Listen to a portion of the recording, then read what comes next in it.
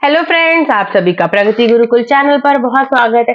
आज हम जो केमिस्ट्री का एक बहुत ही इंपॉर्टेंट टॉपिक है, मोस्ट इंपॉर्टेंट टॉपिक बोलना चाहिए, इसके कम से कम आपको मतलब ये क्वेश्चन आपको कंफर्मली आएगा, मतलब 99% चांसेस है कि किसी ना किसी के सेट में ये क्वेश्चन जरूर फंसेगा। तो इसको आप तो पढ़ लीजिए, समझ लीजिए और रट लीजिए। जैसे भी आपको समझ में आए मैं आपको समझाने की कोशिश करती हूँ। अगर आपको एक बार में न याद हो तो आप 2 बार वीडियो देख लीजिएगा, पर करके जरूर जाइएगा, क्वेश्चन आने के पूरे चांसेस हैं। ठीक है, तो आइए देखते हैं कि क्या कह रहा है। प्रथम कोटि की अभिक्रिया का अर्ध आयुकाल। अर्ध आयुकाल से समझ में आ रहा है कि ये आधे वर्ष के लिए कह रहा है, पूर्ण वर्ष के लिए तो कह नहीं रहा है। तो इसी में इसका नियम भी हम समझ लेंगे। ठीक है, आगे देखते हैं क्या कह रहा है। किसी अभिक्रिया की आधी पूर्ण होने में लगा समय अर्ध आयुकाल कहलाता है। जाहिर सी बात है, अर्ध मतलब क्या होता है? अर्ध आधा। अर्धवार्षिक का पेपर देते हैं ना, आप हाफ ईयरली का पेपर देते हैं ना, अर्ध मतलब हो गया आधा।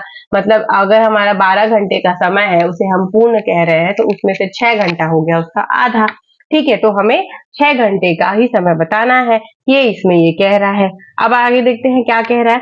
प्रथम कोटि की अभिक्रिया के वेग स्थिरांक का समीकरण, जो इसका फॉर्मूला है वो है k 2.302 upon T log 10 a upon a minus x. यहाँ पे क्या बता रहा है? a जो है ना, वो प्राथमिक सांद्रता है, मतलब ये पूरे वर्ष की इसका समय है। ठीक है, अब हमें पूरा वर्ष तो चाहिए नहीं, हमें क्या चाहिए? आधा वर्ष। हमने क्या क्वेश्चन में पढ़ा? अर्ध आयुकाल। ठीक है, तो अब अर्ध आयुकाल निकालने के लिए हमें इसमें चेंजेस करने पड़ेंगे, जैसे कि a माइनस एक्स जो है वो t समय पदार्थ की बची सांद्रता है।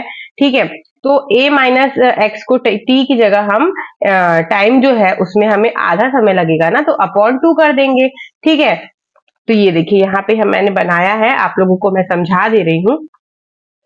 ये t जो है हमारा टाइम, उसको हमने आधा यूज करना है क्योंकि ये अर्धायुकाल है।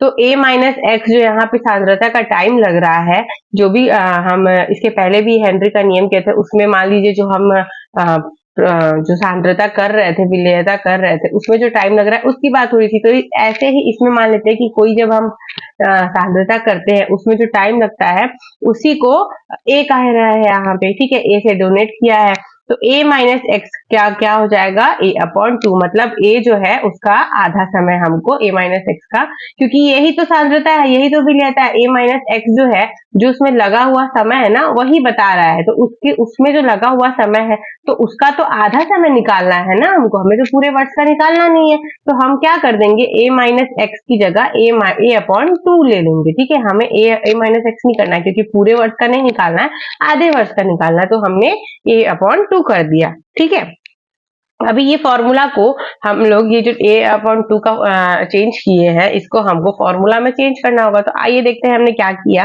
पहले हमने लिया k की जगह हमें अर्धवार्षिक काल का लेना है ना, अर्ध आयु काल का लेना है, तो t अपॉन 2 करके फॉर्मूला लिखा 2.3। ये फॉर्मूला आप नीचे लिख लीजिएगा, यहाँ पे मैं यहाँ पे छोटा सा लिख दे रही हूँ, पर खराब हो जाएगा, जान लीजिए। मान लीजिए यहीं पे लिखा हुआ है, अब इसको यहाँ पे हम चेंज करेंगे, k को t की जगह ले लेंगे और t को k की जगह ले लेंगे।